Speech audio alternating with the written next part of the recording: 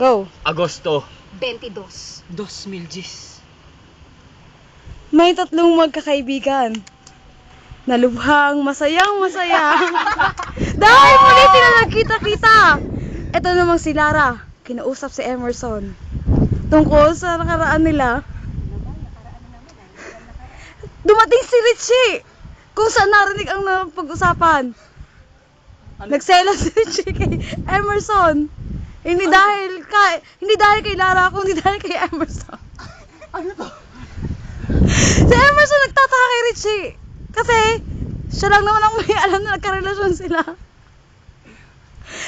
Nagtaka si Lara kung bakit si Emerson ang kinuha ni Richie.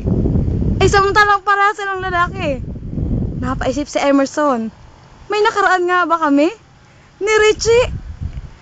Hindi ko matandaan.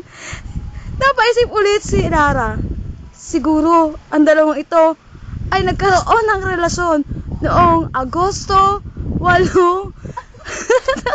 2010.